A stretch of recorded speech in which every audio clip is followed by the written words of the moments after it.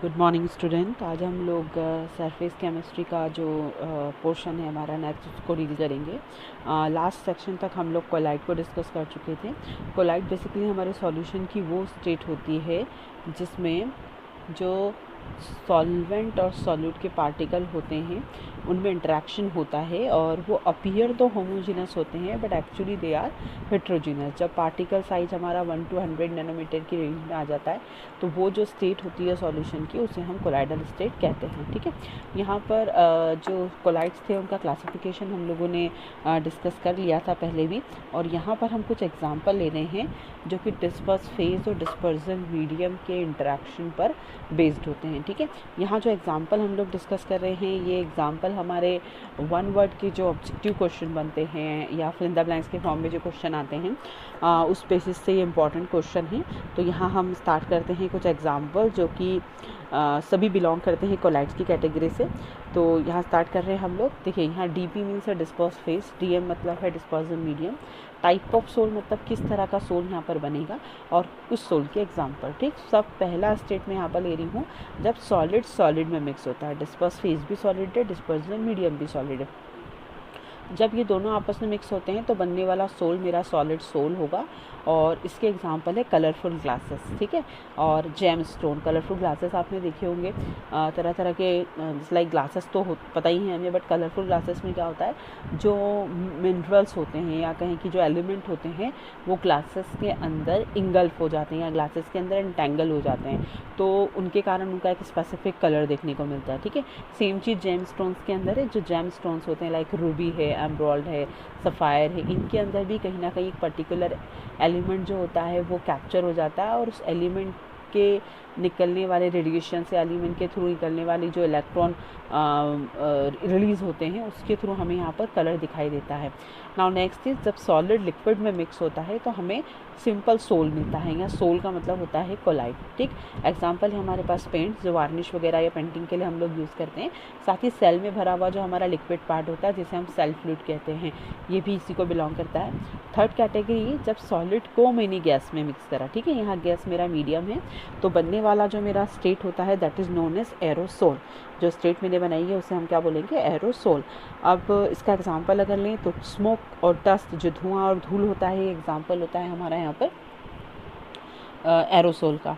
Now next is जब liquid को मैं सॉलिड में डिज़ोल्व करती हूँ। लिक्विड को हम किस में डिज़ोल्व कर रहे हैं, सॉलिड में, तो बनने वाली स्टेट कहलाती है जेल। एग्जांपल है मेरे पास में चीज़, बटर और जेलीज। ठीक है, ये एक सेमी सॉलिड स्टेट होती है, ये आपने ऑब्जर्व भी किया होगा। यहाँ चीज़ और बटर पे मैंने स्टार लगाया है। आप जब लास्ट फ्यू ईयर्स के क्वेश्चन पेपर्स देखेंगे तो आप ऑब्जर्व करेंगे कि चीज़ और बटर का क्वेश्चन उसमें पूछा गया है। हमें फाइंड आउट करना है कि चीज़ और बटर के अंदर डिस्पर्स फेज क्या है और डिस्पर्जन मीडियम क्या है। नाउ नेक्स्ट इज जब लिक्विड को लिक्विड में डिज़ोल्व करते हैं तो इमल्जन बनते हैं। ठीक है, इमल्जन भी हमारी कोलाइड की एक कैटेगरी ही है जिसमें सब्सटेंस जो है वो लिक्विड में डिज़ोल्व होता है बट इमिसिबल होता है, यानी कि आपस में मिक्स नहीं होता है। एग्जाम्पल है यहाँ पर मिल्क और कर्ड। ठीक है, नाउ नेक्स्ट हमारा है यहाँ पर जब लिक्विड को मैं गैस में डिज़ोल्व करती हूँ।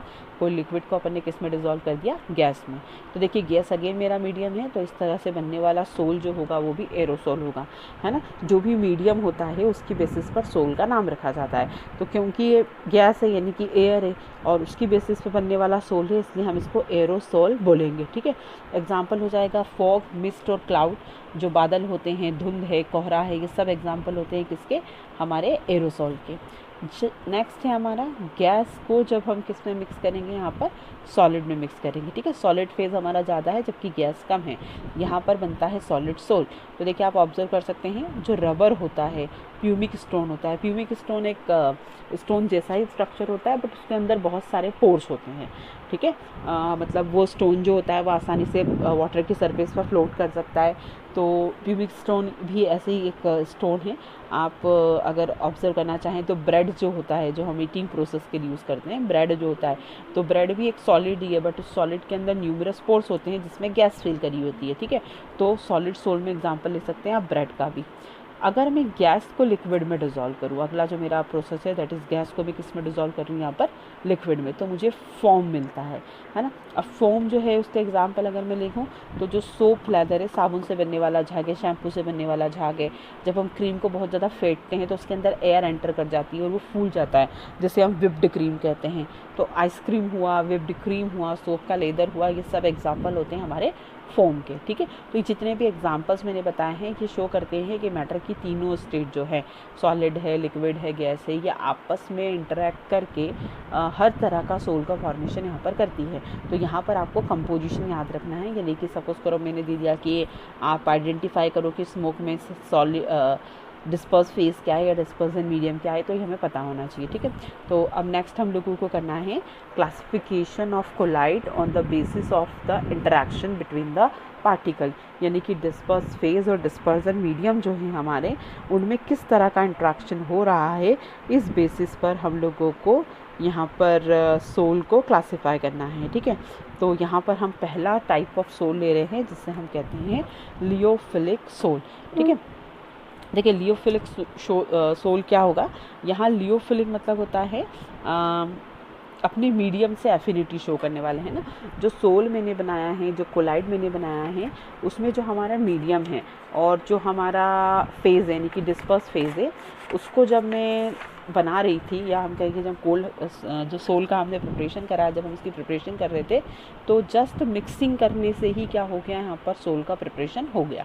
तो लियोफिलिक सोल जो होते हैं वो ऐसे होते हैं, ऐसे सोल होंगे जिसमें जो फेज़ होता है, जो डिस्पर्स फेज़ होता है, वो डिस्पर्सन मीडियम से एफिनिटी शो करता है, ईजिली सॉल्युबल होता है मीडियम में, और एफिनिटी शो करने के कारण उनमें आपस में खुद में ही इंटरेक्शन हो जाता है।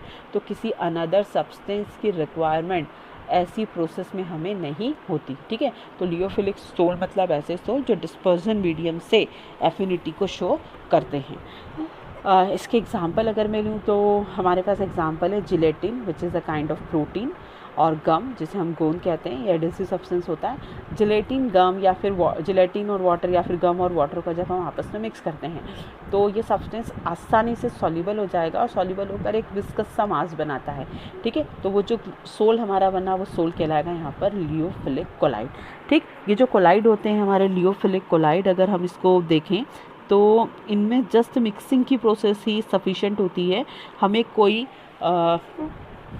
एजेंट या हम इसको बोलते हैं कोई स्टेबलाइजिंग एजेंट की रिक्वायरमेंट यहाँ पर नहीं होती है ना। ये चीज़ हम लोग याद रखेंगे, कंपैरिजन में भी हमें आ सकता है, यहाँ कोई भी स्टेबलाइजिंग एजेंट की रिक्वायरमेंट हमें नहीं होती है, ठीक है। दैट मीन्स कि जो प्रोसेस है उसमें स्टेबलाइजिंग एजेंट की रिक्वायरमेंट नहीं है, यानी कि सोल की प्योरिटी अपने आप बढ़ जाती है, ठीक। दूसरा, यहाँ पर हमें कोई स्पेसिफिक प्रोसेस की रिक्वायरमेंट नहीं है, यानी कि कोई डेफिनेट प्रोसेस हमें लगेगा। जैसे आगे हम लोग लियोफोबिक सोल पढ़ेंगे ना, तो उसके अंदर स्पेशल टाइप के एपरेटस और प्रोसेस लगेगा, तो here no specific process is required, ठीक है। इस तरह के सोल को बनाना भी आसान है और तोड़ना भी आसान है। दैट मीन्स कि ये जो सोल होते हैं वो कैसे होते हैं, रिवर्सिबल नेचर के होते हैं। रिएक्टेंट से प्रोडक्ट बन जाएगा और प्रोडक्ट से आसानी से रिएक्टेंट बन जाएगा, इसलिए सोल को हम लोग क्या बोलते हैं यहाँ पर, रिवर्सिबल सोल बोलते हैं, ठीक है।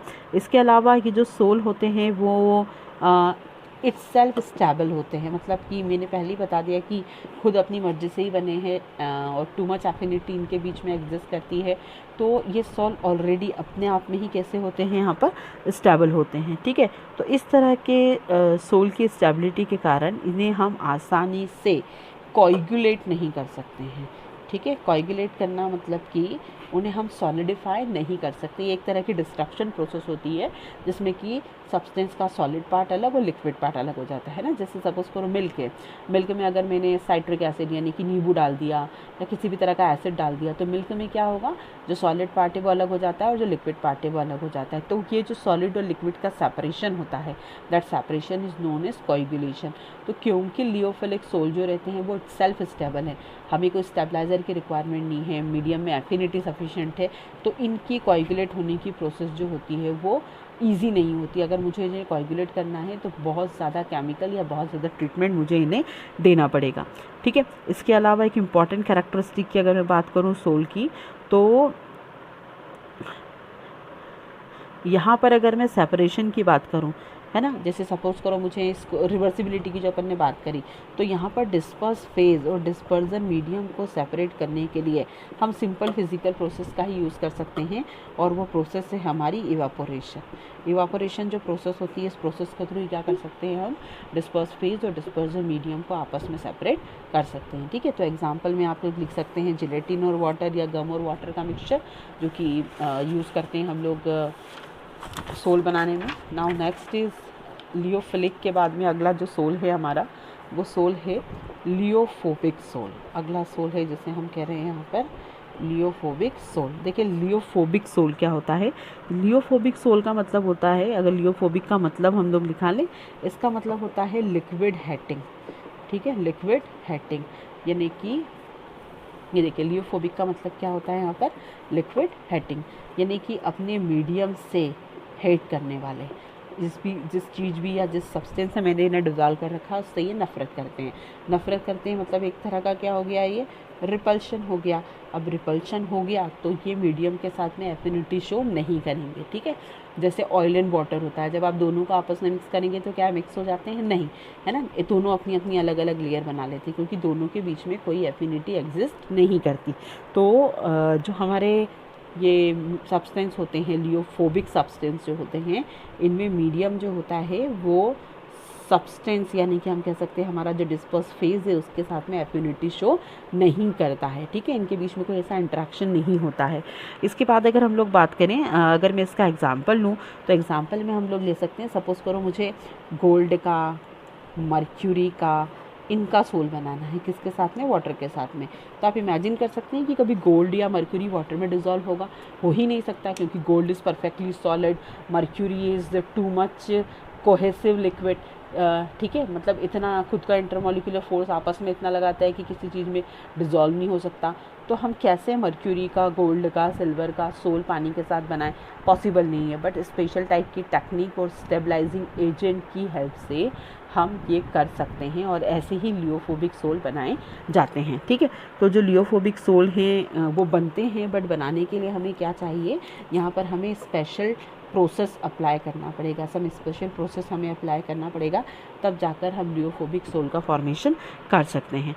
ठीक, इसके अलावा अगर हम लोग देखें, ये जो सोल होते हैं, ये सोल को हम लोग स्पेशल मेथड से तो बनाते ही हैं, साथ ही साथ इन सोल को बनाने के साथ ही हमें इन्हें स्टेबलाइज करने के लिए इसमें स्टेबलाइजिंग एजेंट का भी यूज़ करना पड़ता है। हमें क्या यूज़ करना पड़ेगा इसके अंदर, स्टेबलाइजिंग एजेंट। ठीक है, स्टेबलाइजिंग एजेंट देखिए क्या होते हैं, ये जनरली बाइपोलर आयंस होते हैं, या कह सकते हैं बाइपोलर कंपाउंड्स होते हैं, जिनमें अपने चार्ज होते हैं, और चार्ज के कारण ये दोनों ही साइड को, मतलब कि जो ये दो साइट है हमारे वाटर और जो हमारे मेटल साइट है, इनको आपस में बाइंड करके रखते हैं।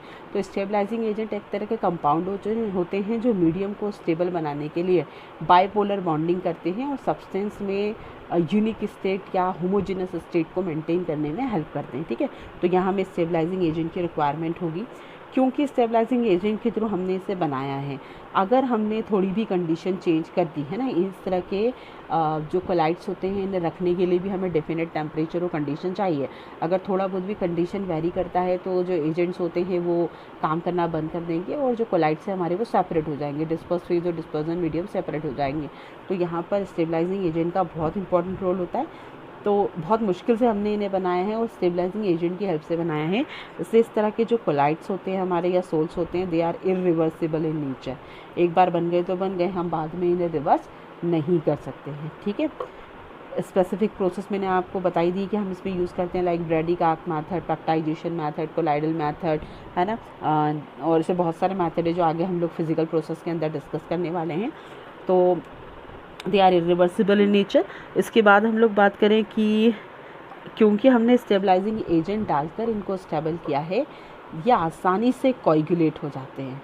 ठीक है, हमने बड़ी मुश्किल से इन्हें एक जगह रखा था, तो थोड़ा सा कोई कोएगुलेटिंग एजेंट अगर मैंने डाला तो आसानी से क्या हो जाएंगे, यहाँ पर ये कोएगुलेट हो जाते हैं।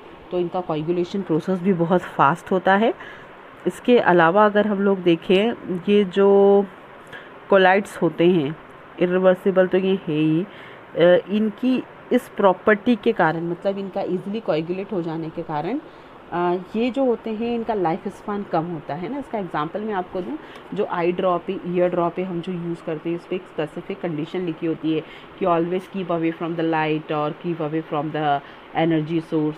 ठीक है, तो ऐसा इसलिए लिखा जाता है क्योंकि लाइट और कोई भी एनर्जी सोर्स में एनर्जी है, और वो एनर्जी क्या करेगी, इन पार्टिकल्स को डिसोशिएट कर देगी। ठीक है, और लो टेम्परेचर पर ही हम क्या कर सकते हैं, इन्हें स्टेबल रख सकते हैं। तो ये जो सोल होते हैं, लियोफोबिक सोल, ये हमारे इरिवर्सिबल और कम एनर्जी वाले हम कह सकते हैं बनाने के लिए हमें इसको ज़्यादा एफर्ट लगाने पड़ते हैं, और बनते भी है रिवर्सिबल टाइप के सोल है। तो this is the small comparison between lyophobic and lyophilic sol. Now next अब हम लोगों को क्या करना है, हम लोग यहाँ अगला क्लासिफिकेशन पढ़ते हैं, which is depend upon the type of particle of the dispersed phase. ठीक है, on the basis of the type of particle of disperse phase हम लोगों को क्या करना है यहाँ पर, नेक्स्ट क्लासिफिकेशन। तो मेरा सेकंड क्लासिफिकेशन है which is based on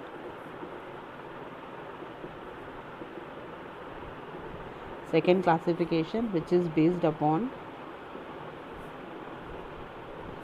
type of particles of disperse phase। here dp indicate disperse phase। ठीक है, तो disperse phase की बेसिस पर अगर हम लोग क्लासीफाई करें तो first is known as multi molecular colloid. First जो हमारा फॉर्म है उसे हम बोलेंगे मल्टी मॉलिक्यूलर कोलाइड्स। ठीक है, अब देखिए नाम से ही आप इसको समझ सकते हैं। यहाँ पर जो कोलाइड्स होता है, तो यहाँ पर हम क्या करेंगे, कोलाइड्स को बनाने के लिए सपोज़ करो हमने कोई सब्सटेंस लिया जो कि एटॉमिक फॉर्म में है ना। ये सब्सटेंस को हम जैसे ही किसी सूटेबल मीडियम के अंदर डिज़ोल्व करते हैं, तो सूटेबल मीडियम में हमने इसे जैसे ही डिज़ोल्व करा तो जो छोटे छोटे पार्टिकल्स हैं वो कंबाइन होकर क्या करेंगे, एग्रीगेशन कर लेंगे, मतलब कि वो आपस में एग्रीगेट हो जाएंगे, और एग्रीगेट होकर क्या करेंगे, मॉलिक्यूल का फॉर्मेशन करेंगे।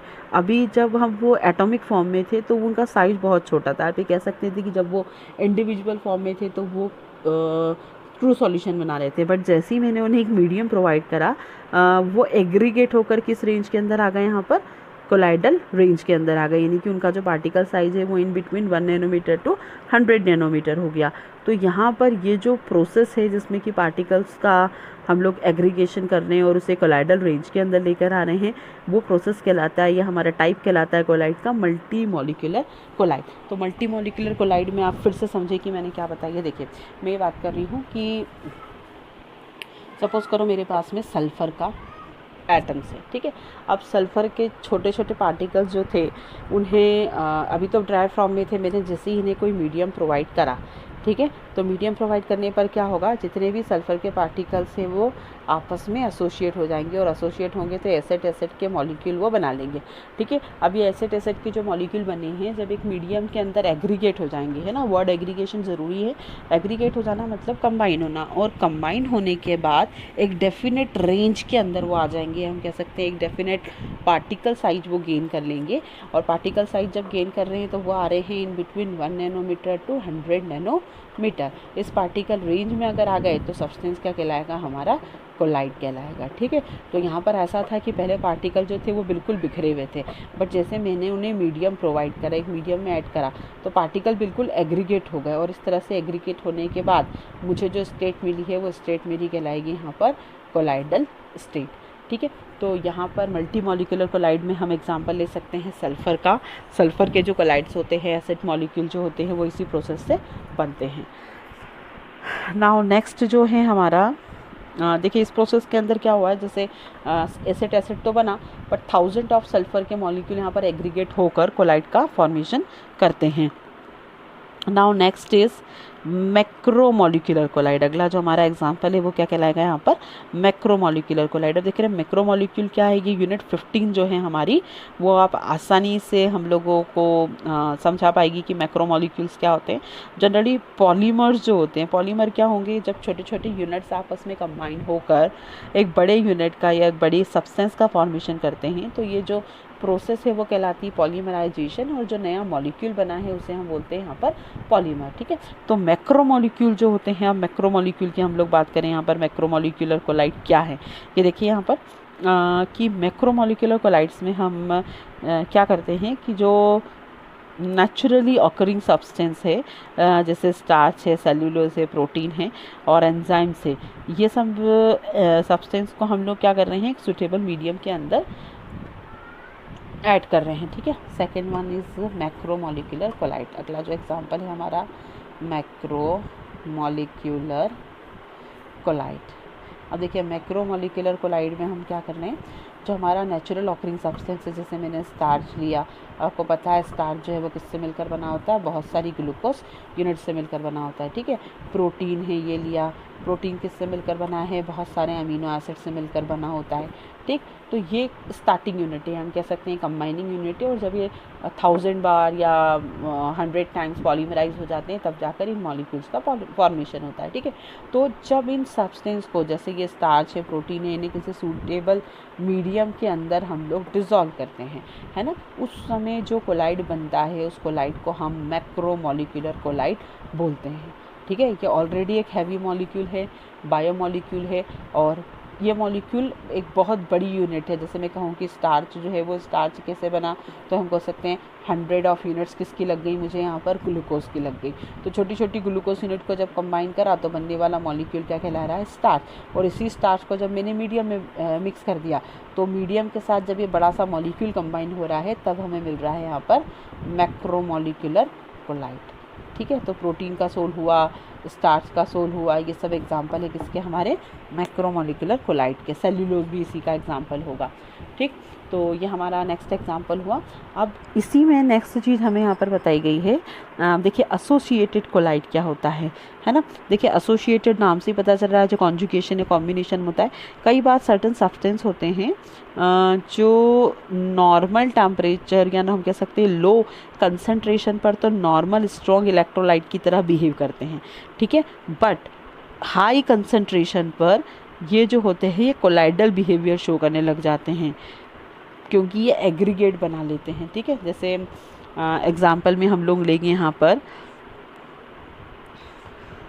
सोप।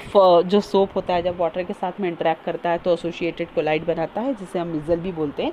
तो देखिए यहाँ पर जनरली बात हम ये कर रहे हैं कि सर्टन सब्सटेंस है जो लो कंसंट्रेशन पर अगर है, ठीक है, एसोसिएटेड कोलाइड की हम लोग बात कर रहे हैं, अगर वो लो कंसंट्रेशन पर है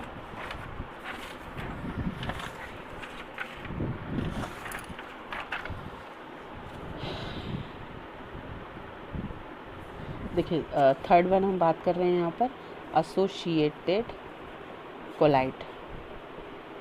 एसोसिएटेड कोलाइड मतलब होता है यहाँ पर मीजल। एसोसिएटेड कोलाइड मीन्स होगा यहाँ पर मीजल।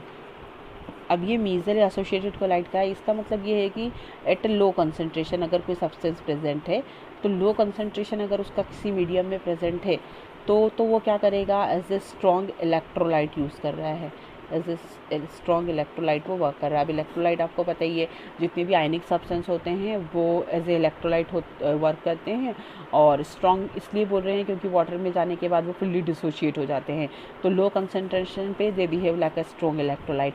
बट अगर इनके कंसंट्रेशन को मैंने क्या कर दिया, बढ़ा दिया, हाई कंसंट्रेशन कर दिया, दैट मीन्स की क्वांटिटी को इलेक्ट्रोलाइट की मैं क्या कर रही हूँ, बढ़ा रही हूँ, बट अमाउंट ऑफ सॉल्वेंट नहीं बढ़ा रही हूँ। ठीक है, तो क्या होगा, ये जो हाई कंसंट्रेशन पे इलेक्ट्रोलाइट आए हैं ये आपस में ही क्या हो जाएंगे, एग्रीगेट हो जाएंगे। सी इनके पास में चार्ज होता है, तो चार्ज के कारण क्या हो जाएंगे, एग्रीगेट हो जाएंगे, कंबाइन हो जाएंगे। और एग्रीगेट होने के कारण क्या हुआ, एक अलग ही तरह का कोलाइड बना है, जिससे कि हम क्या बोल रहे हैं यहाँ पर, एसोसिएटेड कोलाइड, और यही मीजल कहलाता है। तो अब यहाँ देखिए दो छोटी छोटी सी डेफिनेशन हमें यहाँ पर दी गई हैं। फर्स्ट टेम्परेचर इज़ या first definition is known as Krafft temperature. ठीक है, याद रखेंगे हम लोग, वन वर्ड के अंदर चीज़ें पूछी जाती हैं, हिडन चीज़ें हैं। First definition is craft temperature. ठीक है, तो क्राफ्ट टेम्परेचर क्या होता है यहाँ पर, जो मीज़ल का फॉर्मेशन होता है। ठीक है, जो हमारा मीज़ल होता है ना, वो हमेशा, जैसे मैंने कहा कि सब सोप को हम लोग डिज़ोल्व करते हैं हमारा मीडियम के अंदर, तो मीडियम में डिज़ोल्व करने के लिए एक डेफिनेट टेम्परेचर की भी रिक्वायरमेंट होती है। ऐसा नहीं कि किसी भी टेम्परेचर पर क्या हो जाएगा, मीज़ल का फॉर्मेशन हो जाएगा। ठीक है, तो मीज़ल जो होता है वो एक डेफिनेट टेम्परेचर पर ही बनता है, या मैं कहूँ कि जो कोलाइड्स होते हैं वो एक डेफिनेट टेम्परेचर पर ही बनते हैं। अगर टेम्परेचर वेरी करेगा तो जो मीज़ल है, जो की एक एग्रीगेशन फॉर्म है वो यहाँ पर नहीं बन पाएगा। ठीक है, तो यहाँ पर एक टेम्परेचर की हम लोग बात कर रहे हैं, that temperature is known as Krafft temperature.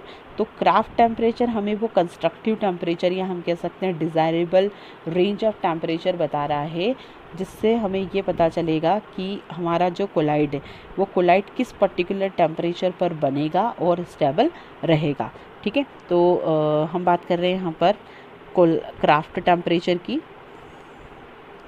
देखिए क्राफ्ट टेम्परेचर मतलब क्या होगा, क्राफ्ट टेम्परेचर एक पर्टिकुलर टेम्परेचर है जिस पर कि मीज़ल का फॉर्मेशन होगा। मतलब क्राफ्ट टेम्परेचर वो टेम्परेचर है जिसके अबोव ही क्या हो सकता है, यहाँ पर मीज़ल का फॉर्मेशन पॉसिबल होगा। इसे हम कैपिटल टी और बेस में के लिख कर शो कर सकते हैं। ठीक है, इस टेम्परेचर के अबोव जब एक डेफिनेट कंसंट्रेशन होगा सब्सटेंस का, तो ही क्या होगा, यहाँ पर मीज़ल का फॉर्मेशन पॉसिबल होगा। ठीक है, तो first definition is Krafft temperature, वो टेम्परेचर जिसके अबोव ही यहाँ पर मीज़ल का फॉर्मेशन होगा। And one more condition which is related with the Krafft temperature is that is CMC, capital letter में लिखेंगे हम CMC। CMC मतलब होता है critical micelle concentration, critical micelle concentration. देखिए क्रिटिकल मीज़ल कंसंट्रेशन मतलब क्या होता है, इसका मतलब होता है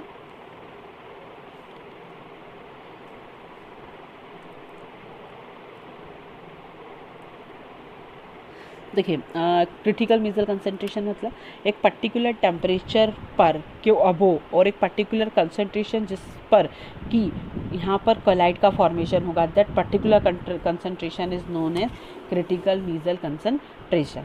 ठीक, ये दो कंडीशन है, इसमें से कोई एक भी अगर वैलिड नहीं होती तो उससे कोलाइड का फॉर्मेशन जो है वो हमारा रुक जाएगा। तो दोनों कंडीशन जो है हमारी वो नेसेसरी कंडीशन है। मैं फिर से डिफाइन कर देती हूँ, क्राफ्ट टेम्परेचर क्या है, वो पर्टिकुलर टेम्परेचर जिसके अबोव ही हमें यहाँ पर मीज़ल का फॉर्मेशन देखिएगा। मतलब इसके टेम्परेचर के अबोव ही जब आप ले जाएंगे तो पार्टिकल जो है वो आपस में अरेंज हो पाएंगे और मीज़ल बना पाएंगे, है ना। अब मीज़ल जब बनेगा जब CMC अचीव हो जाएगा, यानी कि उस सब्सटेंस में, उस मीडियम के अंदर क्रिटिकल मीज़ल कंसंट्रेशन होना चाहिए। मतलब इनफ उसमें कहना चाहिए कि कंसंट्रेशन होना चाहिए पार्टिकल्स का, ताकि वो आपस में एग्रीगेट हो सकें। तो एक पर्टिकुलर कंसंट्रेशन जब रिच कर जाएगा, जब अचीव हो जाएगा, उसके बाद ही एक पर्टिकुलर टेम्परेचर की रेंज के बाहर जाने पर हम मीज़ल का फॉर्मेशन कर पाएंगे। तो ये दो डेफिनेशन है जो हर तरह के कोलाइड्स को बनाने के लिए यहाँ पर ज़रूरी होती है। ठीक, अब हमको नेक्स्ट चीज़ यहाँ पर पढ़ना है मीज़ल के बारे में। अगर हम लोग बात करें तो मीज़ल जब बनता है जब जनरली किसी भी मीडियम के अंदर 100 पार्टिकल्स या उससे ज़्यादा हो जाते हैं। ठीक है, पार्टिकल साइज कितना निकल जाना चाहिए, एटलीस्ट 100 या उससे ज़्यादा पार्टिकल जब आपस में कंबाइन हो जाएंगे, एसोसिएट हो जाएंगे, तब बनता है वहाँ पर क्या, मीज़ल। ठीक, नाउ नेक्स्ट हम लोगों को पढ़ना है what is the mechanism of micelle formation. तो before starting this micelle formation हम लोगों को पढ़ना होगा सोप क्या होता है। ठीक है, सोप क्या है, सोप की डेफिनेशन क्या है, यह हम लोगों को पढ़ना होगा। तो देखिए बहुत इजी सा कंसेप्ट है और आप लोग काफ़ी बार इसे पढ़ भी चुके होंगे। तो मैं पहले आपको बताती हूँ कि सोप क्या होता है ना। तो सोप क्या है ये हम लोग देखें। सोप इज़ द सोडियम और potassium salt of fatty acid. ठीक है, सोप क्या होता है, सोडियम और potassium salt of fatty acid. मतलब अगर मैं सोप को कहूँ कि सोप जो है वो एक ऑर्गेनिक कंपाउंड है और उस ऑर्गेनिक कंपाउंड के अंदर वो एक लॉन्ग चेन फैटी एसिड होता है। मतलब जैसे कि लंबी सी क्या होती है, उसमें एक फैटी एसिड की चेन होती है। ठीक है, इस फैटी एसिड के अंदर अगर मैं देखूँ तो बेसिकली फैटी एसिड में एक फंक्शनल ग्रुप कौन सा हो जाएगा, यहाँ पर हाइड्रोजन होगा, COOH है ना, टर्मिनल पर हाइड्रोजन होगा, दैट इज कार्बोक्सिलिक ग्रुप। अगर इस H को मैं रिप्लेस कर दूँ, सपोज करो इसका रिएक्शन में किसके करा दूँ, किसी बेस से, है ना। वो बेस मेरे पास दो हो सकते हैं, वो NaOH हो सकता है या फिर वो क्या हो सकता है, KOH हो सकता है। तो क्या होगा, OH यहाँ से और H यहाँ से रिमूव हो जाएगा, है ना। रिजल्टिंग इस प्रोसेस से क्या होगा, वाटर का मॉलिक्यूल रिमूव। बेस की ट्रीटमेंट मैंने यहाँ पर एसिड से कराई तो न्यूट्रलाइजेशन हुआ और पानी का मॉलिक्यूल इस प्रोसेस के अंदर रिमूव हो गया और हमें क्या मिलता है, long chain containing carboxyl group, but hydrogen is displaced by reactive element. यहाँ पर हाइड्रोजन जो था वो एक रिएक्टिव एलिमेंट यानी कि पोटेशियम के थ्रू क्या कर लिया गया, डिस्प्लेस कर दिया गया। That remaining part is known as soap. इस पार्ट को हम लोग क्या बोलते हैं यहाँ पर, सोप, ठीक है। अब इस सोप के अंदर दो चीज़ें हैं, ठीक है, हम ध्यान दें। एक तो उसके पास में ये लॉन्ग चेन है ना, और उसके पास में क्या है, यहाँ पर हेड है, ठीक है। जो हेड या फंक्शनल ग्रुप बना हुआ है हमारा क्या है, इसका हेड है, ठीक। तो ये जो लॉन्ग चेन होती है, जो ये वाला पूरा पोर्शन होता है, पूरा पोर्शन जो है हमारा, that part is known as long chain और टेल, दिस टेल रीजन और this one is head region, ठीक है। अब ये जो हेड रीजन होता है ना, इस हेड रीजन को हम बोलते हैं हाइड्रोफिलिक इन नेचर। ये रीजन क्या कहलाता है हमारा, हाइड्रोफिलिक नेचर। और ये जो टेल रीजन है ना, वो कहलाता है हमारा हाइड्रोफोबिक नेचर, ठीक है। अब हाइड्रोफिलिक और फोबिक, ये वाटर हेटिंग एंड होता है। कैसा एंड होता है, वाटर हेटिंग। और ये वाला जो एंड होता है वो कैसा होता है, वाटर लविंग। मतलब ये वाला एंड जो है वो वाटर सॉल्युबल होता है, जबकि ये वाला एंड जो होता है वो वाटर रिपलिंग होता है। क्यों, क्योंकि ये वाला जो पोर्शन होता है वो फैट का बना हुआ है, और ये वाला जो रीजन है वो किसका बना हुआ है, आयंस का, which is electropositive in nature, ठीक है। सेम यही प्रॉपर्टी को यूटिलाइज करके यहाँ पर डिटर्जेंट का फॉर्मेशन भी हम लोग स्टडी करते हैं। जो हमारे डिटर्जेंट्स होते हैं ना, तो डिटर्जेंट्स का फॉर्मेशन या सोप का फॉर्मेशन भी इसी बेसिस पर हुआ है। देखिए क्या होता है, डिटर्जेंट की स्टडी जब हम लोग करते हैं तो डिटर्जेंट किस तरह से वर्क करते हैं वो हम लोग देखते हैं। देखिए मीजल फॉर्मेशन और डिटर्जेंट की हम लोग बात करें यहाँ पर, आप डिटर्जेंट्स किस तरह से वर्क करते हैं। सपोज़ मैंने आपको हाइड्रोफोबिक और हाइड्रोफिलिक टेल के बारे में तो बता दिया है, यहाँ पर इंडिकेटिव और बना देती हूँ, है ना। ये हमारा है head and this one is tail, ठीक है। ये हेड वाला पोर्शन जो है वो वाटर से एफिनिटी शो करेगा, जबकि टेल यानी कि जो वाटर हेटिंग पार्ट है, जो वाटर हेटिंग पार्ट होता है ना, वो किससे एफिनिटी शो करता है, ऑयल से या फैटी चीज़ों से एफिनिटी शो करता है, ठीक है। अब देखिए हमारे पास टारगेट क्या है। सपोज़ हमारे पास में एक क्लॉथ पीस है जिसमें ग्रीस का स्टेन लगा हुआ है, ठीक है। उसके ऊपर एक इम्प्योरिटी है in the form of grease, और हमें इसे यहाँ पर रिमूव करना है। तो हमने क्या किया, इस ग्रीस कंटेनिंग स्टेन को या ग्रीस कंटेनिंग क्लॉथ को मैंने वाटर में डिप करा और उसके अंदर हमने डिटर्जेंट को मिक्स किया। अब मिक्स करते से क्या होगा, डिटर्जेंट का जो दो पार्ट है हमारे पास में, हाइड्रोफिलिक और हाइड्रोफोबिक, टेल और हेड, इनका ओरिएंटेशन क्या होगा। तो यहाँ पर एक प्रिंसिपल चलता है, सेम डिज़ोल्व सेम, यानी कि जो सेम नेचर के सब्सटेंस है वो सेम नेचर वाली चीज़ों के साथ में ज्वाइन हो जाएगा। अब यहाँ जी है, यहाँ मैं बता दूँ कि मैं जी के थ्रू क्या इंडिकेट कर रही हूँ, जी मतलब होगा यहाँ पर ग्रीस पार्टिकल, ठीक है। तो जो ग्रीस का स्ट्रेन होता है ना, वो फैटी नेचर का होता है ना। ग्रीस जो है पेट्रोलियम प्रोडक्ट से बनता है, तो ये फैटी नेचर का हो गया। दैट मीन्स की जो टेल होगी वो आकर किससे कंबाइन होगी, यहाँ पर ग्रीस से कंबाइन होगी, ठीक है। और आउटर मीडियम में क्या प्रेजेंट है, डिटर्जेंट को मैंने मिक्स किस में करा है, तो डिटर्जेंट को मैंने मिक्स करा है वाटर के अंदर। तो आप देखिए किस तरह का ओरिएंटेशन हो रहा है। यहाँ पर जो टेल वाला पोर्शन है वो किससे कंबाइन हो गया, ग्रीस से, और जो हेड वाला पोर्शन है वो किसके थ्रू फेस कर रहा है, वो कर रहा है वाटर के थ्रू, ठीक है। तो कुछ इस तरह का ओरिएंटेशन हमें देखने को मिलेगा। ये सारी हमारी टेल है और ये हमारा हेड पोर्शन है। अब हेड पोर्शन जो है यहाँ पर क्या प्रेजेंट है, पोटेशियम, ठीक है। और पोटेशियम किसके कांटेक्ट में आ रहा है, ये कांटेक्ट में आ रहा है किसके, जो हमारा वाटर है, क्योंकि वाटर भी बाइपोलर नेचर का होता है। अगर आप वाटर को ब्रेक करेंगे ना, तो देखिए H positive and OH negative, है ना। तो यहाँ जो OH नेगेटिव वाला पोर्शन है वो किसके कांटेक्ट में आ गया, के पॉजिटिव के कांटेक्ट में आ जाएगा। तो इस तरह से एक इंटरेक्शन हो जाता है, हम बोल सकते हैं इसको जो आयनिक इंटरेक्शन है वो यहाँ पर बन जाएगा, ठीक। अब हम क्या करते हैं, देखिए इस तरह का पूरा इंटरेक्शन इस पूरी सरफेस पर देखने को मिलेगा।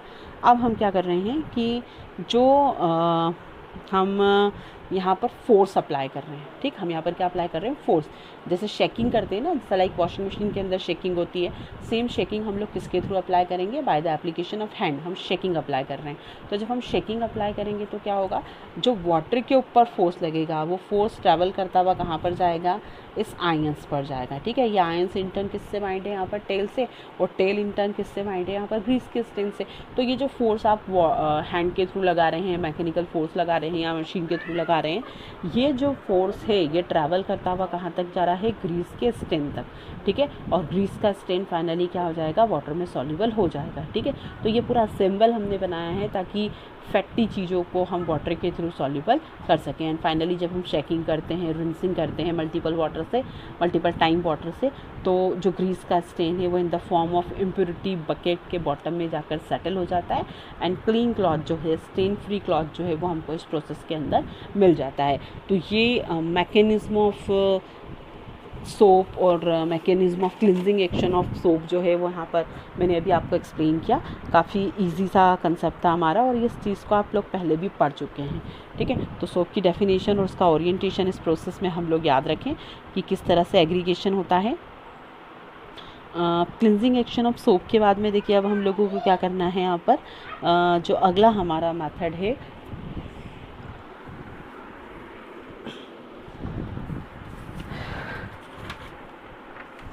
Cleansing action of soap. Cleansing action of soap के बाद में जो नेक्स्ट हमारी प्रोसेस है वो प्रोसेस है यहाँ पर प्रिपरेशन ऑफ कोलाइड, ठीक है। प्रिपरेशन ऑफ कोलाइड के लिए हमें दो तरह के मेथड दिए गए हैं, फिज़िकल एंड केमिकल। तो फिज़िकल एंड केमिकल मेथड में पहले हम लोगों को स्टडी करना है यहाँ पर फिज़िकल मेथड, तो सॉरी फिज़िकल मेथड नहीं, पहले हम लोग स्टडी कर रहे हैं यहाँ पर केमिकल मेथड, ठीक है। तो केमिकल मेथड के अंदर क्या होता है, एक जनरल केमिकल रिएक्शन हम इसमें ऑफर करेंगे और बेसिकली ये जो रिएक्शंस होती हैं वो डबल डिकम्पोजिशन टाइप की ऑक्सीडेशन रिडक्शन या हाइड्रोलिसिस रिएक्शन होती हैं, जिससे कि क्या होता है जो मॉलिक्यूल्स होते हैं वो एग्रीगेट हो जाते हैं। देखिए हम इस प्रोसेस में क्या कर रहे हैं कि मॉलिक्यूल का एग्रीगेशन सपोर्ट कर रहे हैं ताकि वो कोलाइडल रेंज को अचीव करके सोल का फॉर्मेशन कर लें, ठीक। तो सर्टेन टाइप की केमिकल रिएक्शन है यहाँ पर जिससे हम करेंगे। तो first method is chemical method, ठीक है। कुछ इंपॉर्टेंट मेथड यहाँ पर डिस्कस की गई है, ऐसे कोई रेफरेंस बुक आप देखेंगे तो बहुत सारी मेथड है, बट अगर हम एनसीईआरटी को फोकस करें तो हमारे पास कुछ ही मेथड है यहाँ पर। इसमें से पहली मेथड जो है वो हम लोग देख रहे हैं वो है हमारी केमिकल मेथड। केमिकल मेथड, अब देखिए केमिकल मेथड में क्या है हमारे पास। केमिकल मेथड में हम लोग बेसिकली क्या कर रहे हैं कि जो पार्टिकल्स हैं उन्हें एग्रीगेट करने की कोशिश कर रहे हैं ना। पार्टिकल्स का हम लोग क्या करा रहे हैं, एक तरह का एग्रीगेशन करा रहे हैं। तो एग्रीगेशन भी कौन सी प्रोसेस से करा रहे हैं, हम करा रहे हैं बाय यूजिंग केमिकल रिएक्शन। और वो रिएक्शन किस कैटेगरी को बिलोंग करती हैं, तो कैटेगरी है हमारी डबल डिकम्पोजिशन करना, ठीक है। डबल डिकम्पोजिशन रिएक्शन जो है हमने पढ़ी है, प्रेसिपिटेशन रिएक्शन भी जिसे हम बोलते हैं, ये करा सकते हैं, या रेडॉक्स रिएक्शन करा सकते हैं, या फिर हम क्या करा सकते हैं यहाँ पर हाइड्रोलिसिस करा सकते हैं। ये तीन कैटेगरी हमारी जिसके थ्रू हम लोग यहाँ कोलाइड का फॉर्मेशन कर सकते हैं। तो ठीक है, आप देखिए पहली जो मेरी रिएक्शन है वो है यहाँ पर जब आर्सेनिक ऑक्साइड AS2O3, इसकी रिएक्शन हम लोग किससे कराएंगे यहाँ पर H2S गैस के साथ में। आर्सेनिक ऑक्साइड की रिएक्शन जब हम H2S के साथ कराएंगे तो यहाँ पर हो रहा है डबल डिकम्पोजिशन, ये ऊपर ही लिखा हुआ है मैंने, डबल डिकम्पोजिशन रिएक्शन यहाँ पर होगी एंड फाइनली हमें आर्सेनियम सल्फाइड का सोल मिल जाएगा AS2S3। ये हमें यहाँ पर क्या मिल जाएगा, सोल मिल जाएगा, प्लस इस प्रोसेस के अंदर water as a medium act करेगा। तो यहाँ पर ये क्या मिल गया, मुझे सोल मिल गया, ठीक है। देखिए ये हम ये कह सकते हैं कि ये जो आर्सेनिक ऑक्साइड था ये एक सब्सटेंस था जो कि मतलब हम कह सकते हैं कि ये उस फॉर्म में अवेलेबल नहीं था, इसके पार्टिकल जो थे वो शॉर्ट फॉर्म में अवेलेबल थे कहीं ना कहीं। अब हमें क्या करना था, इसे एक मीडियम प्रोवाइड करना था, और मीडियम जब मैंने प्रोवाइड करा तो गैस हो गई H2S। तो H2S गैस में सल्फ़र ने ऑक्सीजन को रिप्लेस कर दिया, ठीक है। हाइड्रोजन की एफिनिटी ऑक्सीजन के लिए ज़्यादा थी तो ऑक्सीजन ने हाइड्रोजन को कैप्चर कर लिया, ठीक है। और सल्फ़र किसके पास आ गया, आर्सेनिक के पास। तो अब जब सल्फ़र आर्सेनिक के पास आ गया तो जो सब्सटेंस हमारा पहले ट्रू सॉल्यूशन स्टेट के अंदर था, एग्रीगेटेड मैनर में नहीं था, अब वो कहीं ना कहीं एग्रीगेट हो गया है। और एग्रीगेशन होने के बाद में देखिए मीडियम बन गया वाटर, और डिस्पर्स फेज की तरह कनेक्ट कर रहा है यहाँ पर आर्सेनियम सल्फाइड ऐड कर रहा है which is in colloidal range. तो हमारा पहला मेथड हुआ by the process of double decomposition reaction. Second one is when SO2 react with H2S gas, sulphur dioxide is react with H2S gas. तो upon oxidation, ये जो reaction है हमारी वो किस कैटेगरी की है, वो है ऑक्सीडेशन। तो ऑक्सीडेशन करने पर क्या मुझे मिलेगा, सल्फ़र थ्राइस, जो कि मेरा सोल बन जाएगा, प्लस इस रिएक्शन के अंदर मुझे क्या मिल रहा है, वाटर मॉलिक्यूल मिल रहा है। तो यहाँ आप देखें जो सल्फ़र है वो किस में डिज़ोल्व हो गया, वाटर में। और ये जो सल्फ़र है, मैंने पहली बात कर ली आपसे कि सल्फ़र जो है वो S8 के फॉर्म में होता है, यानी कि सल्फ़र एक मैक्रो मॉलिक्यूल है, octa molecule, octa atomic molecule है, और ऐसे बहुत सारे एग्रीगेट बनाकर क्या करता है, ये जो कोलाइडल रेंज उसको अचीव कर लेता है। तो इसलिए ये एक तरह का सोल बना by the process of oxidation. Now third example is जब हम गोल्ड का क्लोराइड लें, ठीक है। जब हम गोल्ड के क्लोराइड की रिएक्शन किससे कराते हैं, यहाँ पर फॉर्मेल्डिहाइड के साथ, प्लस हमने लिया यहाँ पर water thrice H2O। Then after reaction या आफ्टर रिएक्शन हमें क्या मिलेगा, हमें गोल्ड का सोल मिल रहा है। ये प्रोसेस में हमें क्या मिल गया, यहाँ पर गोल्ड का सोल मिला, प्लस सम मॉलिक्यूल हमें मिल गए यहाँ पर फॉर्मिक एसिड के, एंड सम मॉलिक्यूल हमें मिले यहाँ पर HCl के। देखिए फॉर्मिक एसिड और जो HCl है ना, यहाँ पर ये मीडियम की तरह एक्ट कर रहे हैं। बस इस मीडियम के अंदर जो सब्सटेंस है जो लगभग अनडिजॉल्व है, या कह सकते हैं कि हेट्रोजिनस होकर भी होमोजिनस अपीयरेंस दे रहा है, तो वो सब्सटेंस क्या है हमारा यहाँ पर, गोल्ड। तो गोल्ड का सोल बनाने के लिए ये रिएक्शन हमारी यूज़ करते हैं। जनरली गोल्ड है, सिल्वर है, प्लैटिनम है, मर्क्यूरी, इनका सोल बनाना हमारे लिए टफ होता है, क्योंकि बन भी जाए तो ये स्टेबल नहीं होते, हमें इनमें स्टेबलाइजिंग एजेंट ऐड करना पड़ता है ना। Fourth reaction is hydrolysis reaction, जिसमें हम FeCl3 आयरन के क्लोराइड का यूज़ करेंगे वाटर के साथ में। अब क्योंकि वाटर है तो ये रिएक्शन हो गई हमारी हाइड्रोलिसिस टाइप की। तो हाइड्रोलिसिस जब हम करेंगे तो हमें क्या मिलेगा, फेरिक हाइड्रोक्साइड का सोल मिलेगा, प्लस इस रिएक्शन में हमें क्या मिलने वाला है, HCl मिलने वाला है। ठीक है, तो यहाँ पर जो ये हाइड्रोक्साइड हमारी बनी है, ये किस कैटेगरी के अंदर है, ये सोल है, मतलब ये भी एक एग्रीगेटेड कोलाइड का फॉर्मेशन हुआ है। तो इस तरह से अभी तक हम लोगों ने केमिकल मेथड पढ़ी for preparation of colloidal sol. ठीक, नेक्स्ट स्लाइड के अंदर हम इसके केमिकल मेथड फिजिकल मेथड पढ़ेंगे कि हम किस किस तरह से कोलाइड को प्रिपेयर कर सकते हैं।